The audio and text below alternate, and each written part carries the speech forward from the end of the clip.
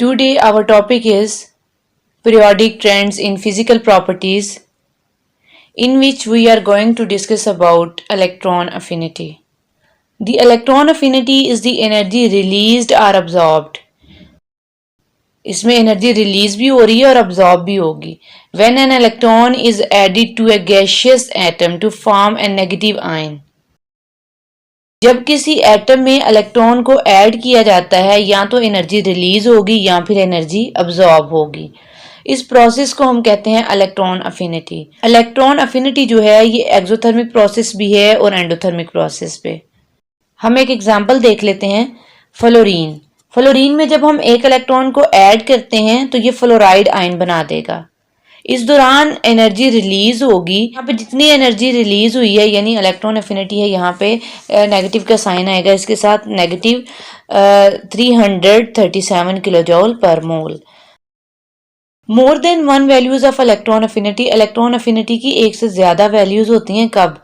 Elements with greater number of vacancies in valence shell have more than one values of electron affinity. अगर elements के valence shell में number of vacancies ज्यादा होंगी तो वहां पे इलेक्ट्रॉन अफिनिटी की वैल्यूज भी क्या होंगी? ज्यादा होंगी। इस वैकेंसी जो लफ्ज मैंने बोला, वैकेंसीज का मतलब ये है कि ऑक्टेट कंप्लीट करने के लिए जितने इलेक्ट्रॉन्स की जरूरत होती है। हम इसे भी एग्जाम्पल से समझेंगे। जैसे ऑक्सीजन है तो ऑक्सीजन के वैलेंस शेल में 2 इलेक्ट्रॉन की कमी होती है। इसी तरह नाइट्रोजन के वैलेंस शेल में 3 इलेक्ट्रॉन्स की कमी होती है और नोबल गैसेस की वैलेंस शेल में किसी इलेक्ट्रॉन की जरूरत नहीं होती, वहां पे कोई वैकेंसी नहीं होगी। हम कह सकते हैं कि नाइट्रोजन की जो इलेक्ट्रॉन अफिनिटीज हैं वो 3 हो सकती हैं, ऑक्सीजन की इलेक्ट्रॉन अफिनिटीज 2 हो सकती हैं और नोबल गैसेस की इलेक्ट्रॉन अफिनिटी कोई भी नहीं।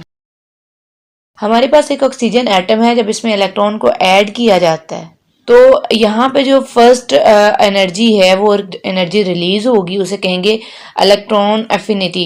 वो है 141 किलोजूल पर मोल। इसके साथ नेगेटिव का साइन आएगा चूंकि एनर्जी रिलीज हुई है। अब ये जो हमारे पास आयन आया है इसमें मजीद हम एक इलेक्ट्रॉन ऐड करना चाह रहे हैं। जैसे ही हम एक इलेक्ट्रॉन ऐड करने की कोशिश करेंगे तो यहाँ पे एनर्जी अब्जॉर्ब होगी। जब एनर्जी अब्जॉर्ब होगी तो इलेक्ट्रॉन ऐड होगा। यहाँ पे कितनी एनर्जी रिक्वायर्ड थी इलेक्ट्रॉन को ऐड करने के लिए? 780 किलोजूल पर मोल। जब सेकंड इलेक्ट्रॉन ऐड होता है तो इलेक्ट्रॉन अफिनिटी के साथ पॉजिटिव का साइन क्यों आता है? हमारा क्वेश्चन ये है। Second electron affinity has positive sign after gaining one electron in valence shell around nucleus. जब एटम क्या करता है कि एक इलेक्ट्रॉन गेन कर लेता है तो इसके ऊपर नेगेटिव का चार्ज आ जाएगा और इसे हम क्या कहेंगे? A9। The atom carries negative charge and become A9। It repels the second incoming electron. फिर ये क्या करेगा कि सेकेंड इनकमिंग इलेक्ट्रॉन को रिपेल करेगा। इस रिपल्शन को ओवरकम करने के लिए एनर्जी की जरूरत होती है। To overcome this repulsion energy is required. So second electron affinity is endothermic. इसमें आपने 4 फैक्टर्स याद रखने हैं: atomic radius, effective nuclear charge, shielding effect, number of shells. Atomic radius अगर कम है तो इलेक्ट्रॉन अफिनिटी ज्यादा होगी, अगर एटॉमिक रेडियस ज्यादा है तो इलेक्ट्रॉन अफिनिटी कम होगी।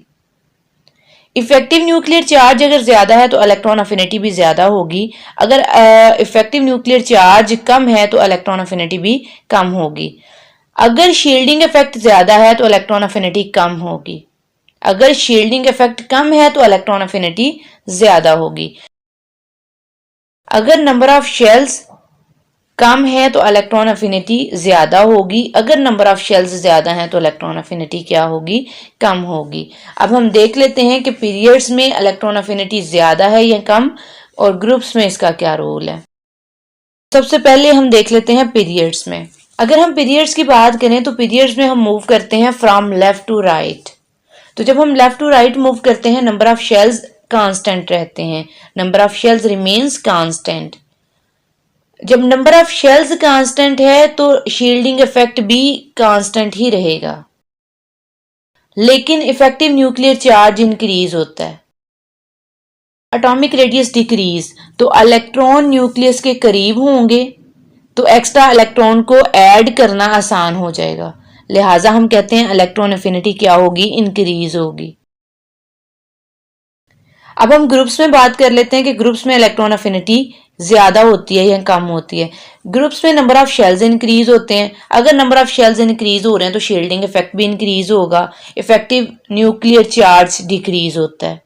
शील्डिंग इफेक्ट अगर इंक्रीज हो रहा है तो इफेक्टिव न्यूक्लियर चार्ज क्या होगा, डिक्रीज होगा। यहाँ पे ये भी क्वेश्चन है कि शील्डिंग इफेक्ट क्यों इंक्रीज हुआ, क्योंकि इंटरवीनिंग इलेक्ट्रॉन्स इंक्रीज हो रहे हैं।